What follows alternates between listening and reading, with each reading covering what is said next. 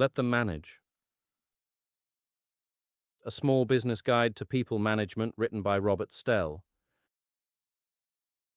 Chapter 5. Administering a payroll. Once you have employed your first member of staff, you will have to administer a payroll for them. This is absolutely not something that you should do manually, and my strong recommendation is that you outsource this immediately, as it is a technical and increasingly complex task. Understandably, it is expensive to use an outsourced payroll provider. As an example, my firm, Bradbury Stell Payroll and Personnel Limited, would charge around £400 per year at the time of writing for a single employee. The tasks that you must perform for that employee in terms of the payroll are as follows: processing the monthly payroll and ensuring that the right tax and national insurance is deducted, producing a pay slip and delivering it either by email, physically, or via a portal, filing the RTI, real-time information, monthly through the HMRC website, paying over to HMRC by the 19th of the following month the pay and NI that you have deducted from that employee, providing the employee with an annual 60 peso statement of their earnings, filing the annual statement to HMRC, issuing P45s as and when necessary, administering SSP, statutory sick pay, SMP, statutory maternity pay, deducting and administering the company's pension scheme, ensuring the employee is on the correct tax code, calculating holiday allowance. As you can see from the above, it's quite a long list of responsibilities and very painful if you get it wrong. Statutory sick pay, SSP, and the law around employee sickness. Your employees will be ill, that is just a fact of life. Not often, hopefully, but they will. My own view on employees' sickness is that although you, as a self-employed person, are probably not ill very often, other mere mortals are. In other words, it's best not to have a derisory view about other people's physical well-being. Yes, indeed, they may be throwing a sickie, but that's not the biggest crime in the world, as long as it doesn't happen very often, of course. The law around sick pay is actually very confusing. As an employer, you are not obliged to pay a member of staff who is off sick, unless they have been off sick for 4 days or more, and can provide medical evidence of their sickness. In this case, they will be eligible for statutory sick pay, SSP, which is payable at the rate of £99.35 per week, at the time of writing up to a maximum of 28 weeks. There is no legal obligation to pay anybody anything at all if they are off sick for just 3 days. This does seem a little cruel, and I think if you were to follow these strict legal parameters, you won't be winning Employer of the Year anytime soon. If it is only a day or two, you may well be better off just paying them as if they had come to work. Your actual policy on sickness should be clearly stated in the contract of employment. An example of a contract of employment is added in Appendix. If the nature of your business and the nature of the work is such that you really cannot afford to cover their pay, if they are ill, you must clearly state that in the contract of employment.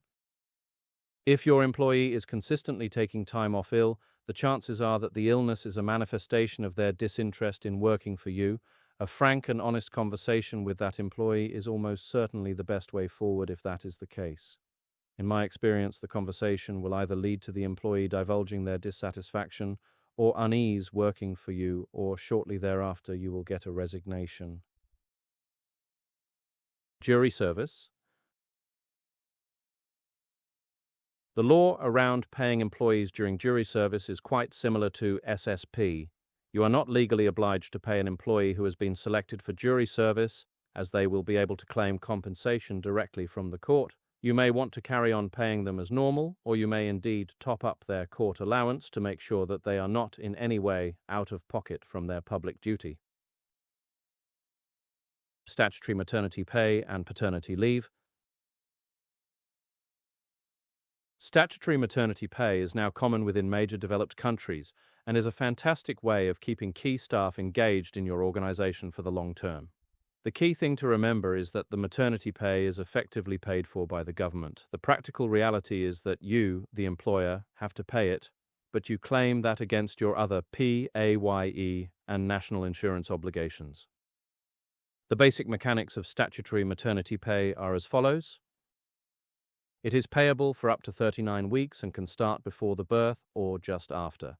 The pay period is not quite the same as the leave period, in that an employee has the right to take up to 52 weeks, although only 39 of those will be paid. Your employee will need to produce to you a MAT-B1 certificate issued by their GP, which will indicate the expected due date of the child. Your employee can choose the start date of the SMP and statutory maternity leave. Some like to work as long as possible, some like to take more time off before the birth if they are actually ill at any time in the last 4 weeks before their baby's due date. Then the SMP kicks in at that point automatically. The employee will get 90% of their average weekly earnings before tax for the first 6 weeks, and then £156.66 or 90% of their average weekly earnings, whichever is lower, for the next 33 weeks. All female employees will qualify for statutory maternity leave, but not all will qualify for statutory maternity pay.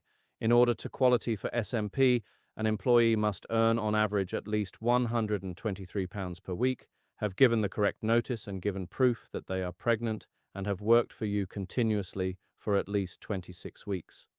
There is still a feeling that persists amongst employers that the words statutory maternity pay or indeed pregnancy are a threat to the company. In my experience, the opposite is true. An individual returning from maternity leave is much more likely to be loyal and hardworking, provided you, as the employer, can offer sufficient flexibility around their childcare arrangements.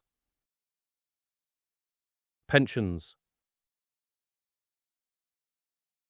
One of the most onerous duties for employers that has come along in the last 10 years is the administration of pensions for employees. The rules regarding the administration of pension schemes as recently introduced by the government, known as auto-enrollment, are as follows. An employer must automatically enroll an employee into a pension scheme and make contributions to their pension if they are eligible for automatic enrollment.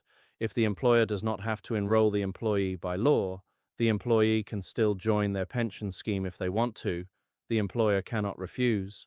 However, the employer does not have to contribute if earnings are these amounts or less: £520 a month, £120 a week, £480 over 4 weeks.